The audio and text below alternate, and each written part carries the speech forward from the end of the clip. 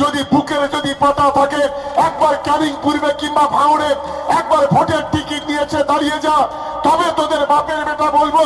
শুধুমাত্র ভণ্ডামি করে, নোংরামি করে, দালালতি করে, গরিব মানুষের পকেট থেকে টাকা কেটে সেই পকেট নিয়ে গাড়ি বাড়ি করে আর মুসলমানদের বিপদে পরিচালিত করা, বিজেপির হাতটাকে শক্তিশালী করা, এই যে নোংরামি, এই নোংরামি অবিলম্বে যদি বন্ধ না হয়, আগামী দিনে রাস্তাঘাটে সাধারণ মানুষ কেলাবে, তখন ঠেকাবার কেউ থাকবে না।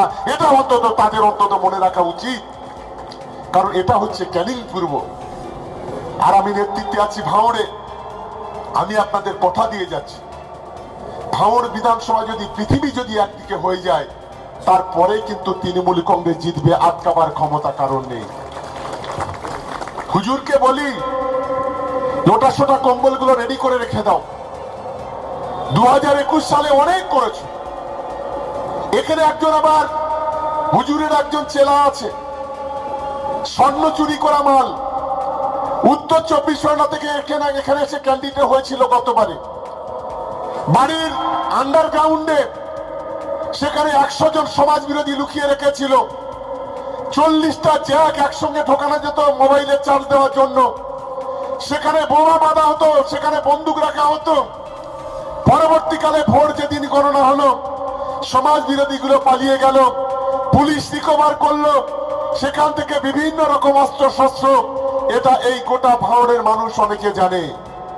কই আমরা তো তৃণমূল কংগ্রেসের পক্ষ থেকে আমরা কোনোদিন কোন রকম এই এলাকায় একটা চকলেট পর্যন্ত পড়ে না। আজকে যে সমস্ত সমাজ বিরোধীরা আজকে আইএসএফ এর পাশে দাঁড়াচ্ছে সমাজ বিরোধী কার্যকরী করার জন্য, আমি তাদেরকে বলি, এই এরিয়া কিন্তু কলকাতা পুলিশের জুরিডিকশনে। বোমা বন্দুক গুলির কথা ভুলে যাও, না হলে আগামী দিনে বারুইপুর জেলে গিয়ে তোমাদের বাস করতে হবে, কেউ তোমাদের আটকে রাখতে পারবে না। এটা অন্তত তোমরা মনে রেখো। আর আমি আমার তৃণমূল কংগ্রেসের কর্মীদের কাছে অনুরোধ করব, যে এই যে এসআইআর চলছে, এই এসআইআর এর আপনারা জানেন কেন্দ্রীয় সরকার বিজেপি নানা চক্রান্ত করেছিল। বিজেপির এক দালাল আছে, এক কুলাঙ্গার আছে এই বাংলায়, যার নাম শুভেন্দু অধিকারী, বলেছিল 1 কোটি রোহিঙ্গা নাকি বাংলাতে আছে। আমি ওই দালালকে প্রশ্ন করতে চাই, তোমার সেই রোহিঙ্গা বাবাগুলো কোথায়? সারা বাংলাতে একটা রোহিঙ্গা খুঁজে পাইনি।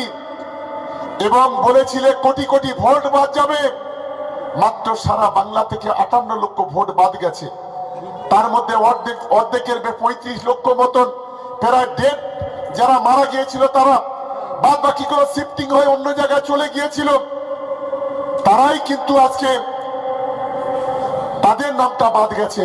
ফলে ভোটে এর কোনো প্রভাব পড়বে না। আগামী দিনে বাংলাতে গত 21-এ আমরা 213টা সিট জিতেছিলাম। এবারে আপনি লিখে রেখে দিন, 240-এরও বেশি সিট তৃণমূল কংগ্রেস জিতবে, আটকাবার ক্ষমতা কারণ নেই। এটা নিশ্চিতভাবে মাথায় রাখবেন। তাই সকলকে আমি দলের পক্ষ থেকে ধন্যবাদ জানাই।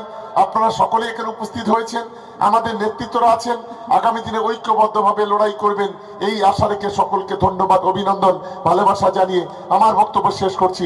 জয় হিন্দ, বন্দে মাতরম। তৃণমূল কংগ্রেস জিন্দাবাদ, মমতা বন্দ্যোপাধ্যায় জিন্দাবাদ, অভিষেক বন্দ্যোপাধ্যায় জিন্দাবাদ। জয় বাংলা।